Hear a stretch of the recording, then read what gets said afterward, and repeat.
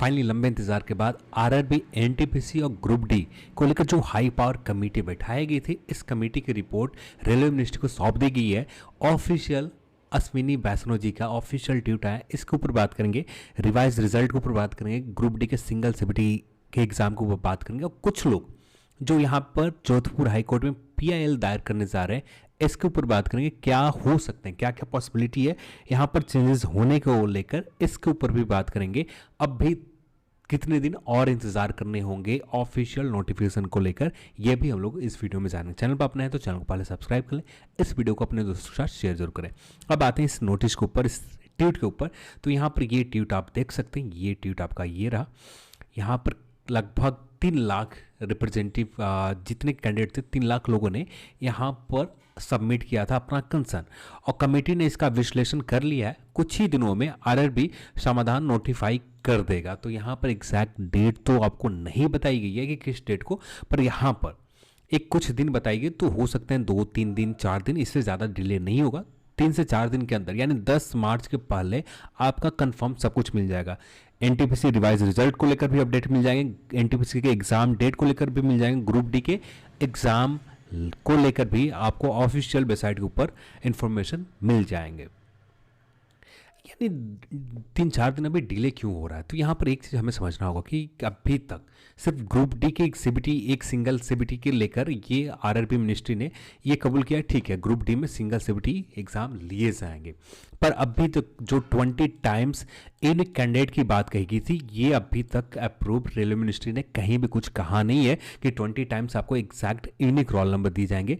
बस यहाँ पर जो मंथन होने, यहाँ पर जो बातें की जाएगी, बोर्ड जो कमेटी की रिकमेंडेशन आई है, इसके ऊपर चर्चा किए जाएंगे। उसके बाद फाइनल जो तौर पर रिजल्ट निकल कर आएगा, आरआरबी डिसाइड करेगी, और इसके आधार पर ही 3 से 4 दिन के अंदर जो उम्मीद है 10 मार्च से पहले आपको ऑफिशियल वेबसाइट के ऊपर कुछ कंफर्मेशन मिल जाएंगे। अब बात करते हैं उन लोगों की जो लोग यहां पर हाई कोर्ट में जा रहे हैं, इनके ऊपर। तो उस टॉपिक के ऊपर आने से पहले एक चीज़ और क्लियर कर देना चाहता हूं। तो ग्रुप डी के सिंगल सीबीटी एग्जाम कंफर्म है कि सिंगल सीबीटी 1 ही लिए जाएंगे। अब भी कंफ्यूजन बरकरार है आरआरबी एनटीपीसी के रिवाइज रिजल्ट को लेकर, ये हमें कंफर्म हो पाएंगे 10 मार्च से पहले। अब भी आपको कंफर्मेशन की बात करें तो अब भी हमें कंफर्मेशन नहीं मिल पाएगा आरआरबी एनटीपीसी के रिवाइज रिजल्ट को लेकर। इसको लेकर हमें और इंतज़ार करने पड़ेंगे रिवाइज रिजल्ट को लेकर। अब बात करते हैं यहाँ पर जो लोग हैं, बहुत सारे ऐसे कैंडिडेट हैं जिनका मानना है कि यदि एक्चुअल में 20 टाइम्स 20 गुना रिजल्ट दे दी जाते हैं, 20 गुना कैंडिडेट को बुला लिए जाते हैं जो ऑफिशियल नोटिस में मेंशन किए गए, यहाँ पर 20 टाइम्स जो शॉर्ट लिस्टेड कैंडिडेट हैं इनको 20 टाइम्स कॉल किए जाएंगे, कम्युनिटी वाइज, पोस्ट वाइज। और इसी बात को लेकर लोगों को डर है कि यहाँ पर 20 टाइम्स कैंडिडेट्स आ जाते हैं तो कंपटीशन के लेवल बढ़ जाएंगे, क्योंकि यहाँ पर जो लोग बाहर भी हो रहे हैं तो ये कुछ अंक से, जो 1-2 अंक, 3 अंक से जो बाहर हुए, बस ये लोग बाहर हुए, और यही लोग जो 2-3 अंक से माइनस कम स्कोर की वजह से यहाँ पर रिजल्ट नहीं हुआ, तो सिर्फ 2 एग्जाम के लिए जो शॉर्ट लिस्टेड नए रिवाइज रिजल्ट आएंगे, तो बस यही लोग इस लिस्ट में आने वाले भी हैं। तो यहाँ पर लोगों का डर है कि यहाँ पर यदि ऐसा हो जाता है तो कंपटीशन के लेवल बहुत ज़्यादा हाई हो जाएंगे, जो सिलेक्शन रेशियो सीधे घट जाएगा। अब भी सिलेक्शन रेशियो का जो थोड़े बहुत भी अच्छे से मेहनत करके रखा है वो आसानी से यहाँ पर अच्छे रिजल्ट के साथ यहाँ पर फाइनल सिलेक्शन ले सकते हैं, पर यहीं पर कंपटीशन लेवल बढ़ जाता है। जो ऐसे कैंडिडेट आते हैं जो थोड़े से, यानी पीछे थोड़े से अंक के लिए रह गए, तो उनको एक अपॉर्चुनिटी, एक अवसर मिल जाएगा और ये बेहतर कर सकते हैं। इसी डर की वजह से कुछ लोग जो हैं यहाँ पर high court, Jodhpur high court जाने की प्लान कर रहे हैं। जो हो सकता है कि जिस दिन आपका ऑफिशियल नोटिस रिवाइज रिजल्ट को लिए आता है उसी दिन लोग पीआईएल डाल दें, पर यह भी हो सकता है कि पहले भी डाला जाए। पर अभी तक पीआईएल डालने के लिए जो मेन प्रोसेस होता है, पैसे चंदे करने, ग्रुप बनाना, लोगों को एकत्रित करना कि लोग वहाँ पर कंट्रीब्यूशन दे पाए, तो ये सारे काम लोगों ने कर रखा है। बस अब बात आ रही है कि हाई कोर्ट जाना।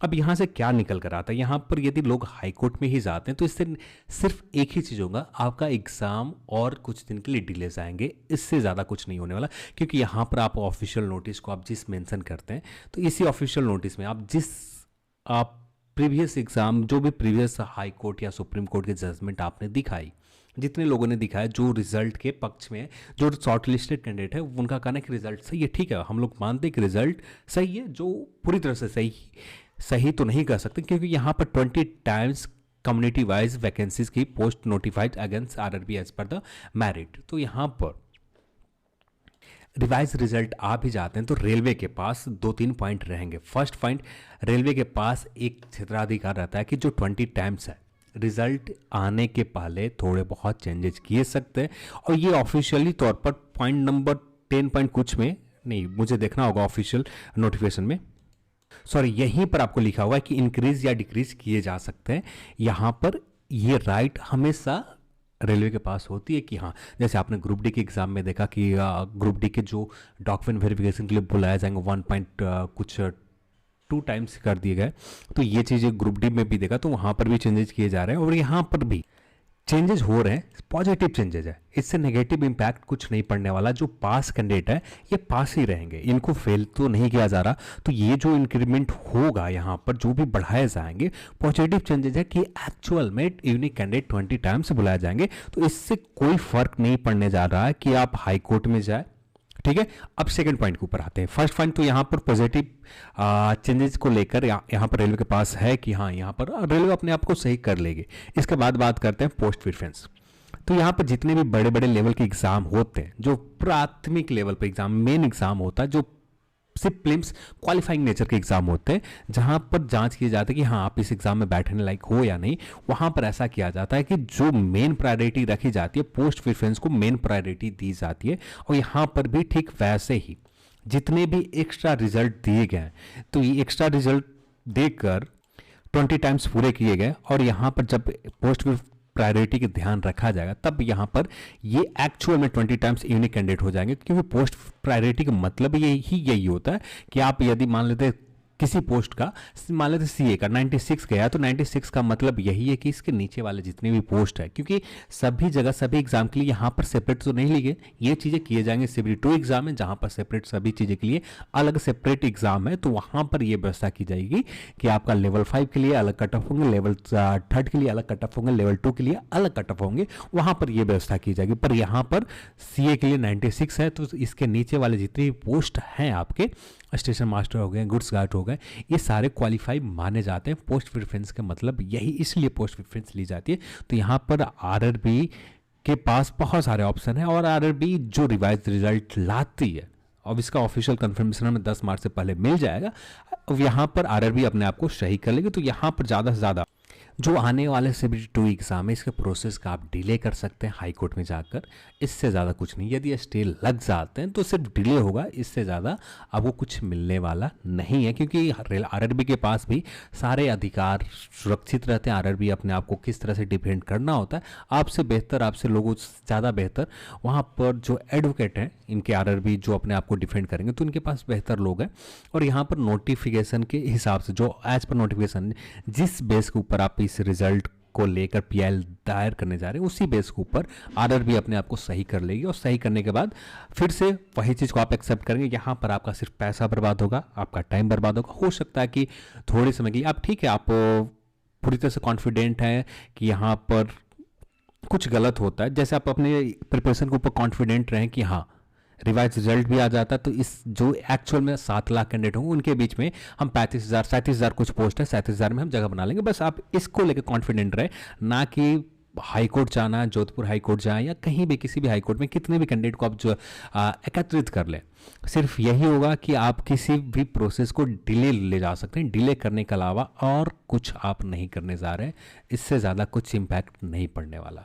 आप हाई कोर्ट जाएं या सुप्रीम कोर्ट जाएं, वहाँ पर भी इसी चीज़ को ऐसा ही किया जाएगा। क्योंकि यहाँ पर जो भी चेंजेस किए जा रहे हैं पॉजिटिव चेंजेस है, पॉजिटिव चेंजेस को लेकर यहाँ पर कोई भी सुप्रीम कोर्ट हाई कोर्ट कितने भी पुराने जजमेंट को दिखा दिए जाए, दोनों चीज़ों के ऊपर, दोनों चीज़ें में अलग अलग चीज़ें हैं। जैसे महाराष्ट्र के ड्राइविंग को लेकर दिखाया तो वहाँ पर नेगेटिव चीज़ें किए गए थे, नेगेटिव घटाए गए थे, तो जिसको लेकर वहाँ पर हाई कोर्ट ने ये चीज़ सुनाई थी। तो यहाँ पर आप सभी को समझना भी होगा। तो जो ठीक है, जो भी अपडेट आगे आने वाले समय में हमें मिलेगा जोधपुर हाई कोर्ट को लेकर, जो अभी पीआईएल दायर करने के लिए जो चंदे के काम होते हैं, जो बेसिक काम होते हैं, इसको लेकर सब कुछ लोगों ने तैयार कर रखा है। अब देखते हैं क्या करते हैं ये लोग, हाई कोर्ट जाते हैं या वेट करते हैं, रिजल्ट को एक्सेप्ट कर लेते हैं। देखते हैं आने वाले समय में हमें पता चल पाएगा। पर अभी के लिए इस वीडियो में इतना ही, और इस वीडियो को देखने के लिए आप सभी को बहुत बहुत धन्यवाद।